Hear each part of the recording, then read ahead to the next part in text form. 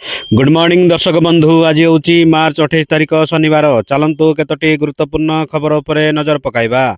सेतिपाई भिडियोटी को शेष पर्यंत देखंतु एवं जदि चैनल रे नुआ आछंती ताले सब्सक्राइब करी बेल आइकन टी को दबाई दियंतु, जा फल रे नुआ नुआ अपडेट सर्वप्रथमे पाई परिबे। आजिर प्रथम खबर, ओडिशा को कालबैशाखी अलर्ट, 7 दिन वर्षा पवन और कुआपथर पर अलर्ट जारी कला पाणीपाग विभाग। 24 घंटा मध्य बिजुली घड़घड़ी सह कुआपथर वर्षा पर 4 जिला को ऑरेंज अलर्ट जारी। मयूरभंज, केन्दुझर, बालेश्वर और सुंदरगढ़ में कुआपथर वर्षा संभावना रही। यह सहित 50 रु 60 किमी बेगरे पवन बहिबा सह झटका पवन बहिपारे।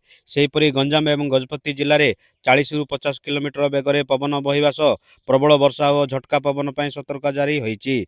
अन्यपटे 30 रु 40 किमी बेगरे पवन बहिबा नहीं 23 जिला को येलो वार्निंग जारी करा जायछि। आज मयूरभंज में प्रबल कुआपथर वर्षा पर ऑरेंज अलर्ट जारी होईछि। परवर्ती खबर, घनेला मध्यप्राच्य युद्ध, ईरान उपर इस्राएल भीषण आक्रमण, राजधानी तेहरान रे कला बोमा वर्षा। इस्राएल शुक्रवार ईरान उपर आक्रमण एक लहरी आरंभ कर देइछि। एही आक्रमण ईरान रो नागरिक भित्तिभूमि उपरे आक्रमण विषय आलोचना करबा पई जातिसंघ सुरक्षा परिषद बैठक पूर्व होईछि। वर्तमान ईरान और अमेरिका मध्य एक कूटनैतिक गतिरोध रही, जहां मध्यप्राच्य उत्तेजना को आहरी वृद्धि पाइबार संभावना को आगक नहीं। तेहरान उपरे आक्रमण मध्य बेरुत उपरे आकाश में धुआं देखा जाइतिला।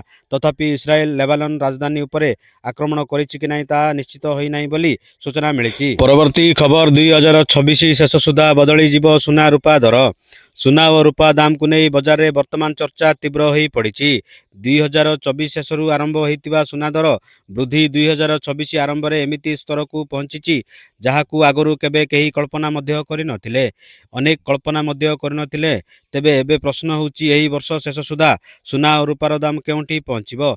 मार्च 27 रे सुना और रूपा मूल्य रे पुणी थरे एक गुरुत्वपूर्ण परिवर्तन परिलक्षित होईची। वर्तमान MCX रे सुना प्रति 10 ग्राम 1,43,829 मूल्य रे पहुंची। एही समय रे रूपा प्रति किलोग्राम 2,23,978 मूल्य रे कारोबार होउची बोली खबर मिली। परवर्ती खबर, तृतीय विश्वयुद्धर भयंकर रूप, अमेरिका सह युद्ध करिबे 12 वर्षर पिला। ईरान इस्राएल विवाद मध्य जेतेबेले अमेरिका गोटे मोर्चा रे ईरान रे तार सैन्य मुतयन करने को प्रस्तुत होउची, अन्यपटे ईरान एबे तार सैन्य बाहिनी को शक्तिशाली करने 12 वर्ष बयसर पिलामानंकु निज सैन्य बाहिनी रे शामिल करने को विचार करुची। याकू सहयोग करने पाई सामरिक तालिकाभुक्त करने सर्वनिम्न बयस वर्तमान ह्रास करा जायछि। ईरान रो रिवोल्यूशनरी गार्ड रो जड़े अधिकारी कहते जे युद्ध सहित जड़ित समर्थक कार्यकलाप अंशग्रहण कर सर्वनिम्न बयस 12 वर्ष को ह्रास करा जायछि। एही विवृत्ति सरकारी गणमाध्यम रे प्रसारित मंतव्य दिया जायछि। परवर्ती खबर, नीलाम हब 1340 मद दुकान, आवेदन फी 3 लाख टंका, फेरस्त नहीं। मद व्यवसाय रे सरकार चलित आर्थिक वर्ष ठारू नुआ व्यवसायी को सुजोग देवाकू चाहिंचंती। राज्य रे थिबा समस्त विदेशी ठिपी बंधु और देशी मद दुकान गुड़िकर लाइसेंस गुड़िक लटेरी जरिया रे नवीकरण करने को सरकार निष्पत्ति नेइचंती। एही व्यवस्था ठिपी खोला दुकान को बाद दिया जायछि। एने अबकारी विभाग पक्षर विज्ञप्ति प्रकाश पाई। खूब शीघ्र 1140 ठिपी बंद और 200 देशी मद दुकान लटेरी हब बोली सूचना मिली। परवर्ती खबर, बारवाटी रे खेला जीव T20 मुकाबिला, डिसेम्बर 24 रे मुहांमुही हेबे भारत श्रीलंका। ओडिशा क्रिकेट प्रेमी खुशी खबर, बारवाटी स्टेडियम रे पुणी एक अंतर्जातीय T20 मैच खेला जीव। डिसेम्बर 24 तारिख रे सामनासामनी हेबे भारत और श्रीलंका। शेष थर पर 2025 डिसेम्बर 9 रे एठारे भारत दक्षिण आफ्रिका T20 खेला जाइतिला। भारत 101 रन रे बृहत व्यवधान रे विजयी होइतिला। मैच संपर्क में सूचना मिलवा परे ओएसी संपादक संजय बेहरा कहते बारवाटी अतीत में अनेक मैच सफलतार सह आयोजित होईछि। हाई स्कोरिंग रेवेन्यू होइतिबारु T20 पाई कटक सबले बीसीसीआई रो पसंद रहउछि बोली कहिथिबा सूचना मिली। परवर्ती खबर, सस्ता हेबो तेल, पेट्रोल रे 3 टंका और डीजेल रे 10 टंका एक्साइड ड्यूटी ह्रास कले मोदी सरकार। केंद्र सरकार पेट्रोल उपरे एक्साइड ड्यूटी उत्पाद शुल्क 13 टंका प्रति लिटर रु 3 टंका ह्रास करिसंती एवं डीजेल उपरे उत्पाद शुल्क 10 टंका शून्य करा जायछि। यह मोदी सरकार द्वारा एक गुरुत्वपूर्ण पदक्षेप। ईरान और इस्राएल अमेरिका मेंट मध्य चलता संघर्ष सृष्टि होता संभाव्य शक्ति संकट को दृष्टि रे रखी यह निष्पत्ति निया जायछि।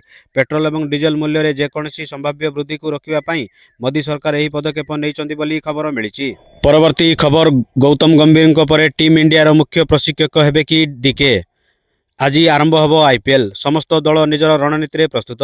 ନିକଟରେ ଏକ ପୋଷ୍ଟକାର୍ଡରେ ଯୋଗ ଦେଇଥିଲେ ଆରସିବିର ଖେଳାଳି ଜିତେଶ ଶର୍ମା।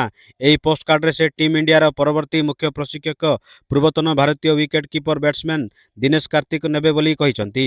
ଯେଉଁ ଭିଡିଓ ଏବେ ସୋସିଆଲ ମିଡିଆରେ ବେଶ୍ ଭାଇରାଲ ହେବାରେ ଲାଗିଛି, ଯାହାକୁ ନେଇ ଅନେକ ଚର୍ଚ୍ଚା ମଧ୍ୟ ହେଉଥିବା ଖବର ମିଳିଛି।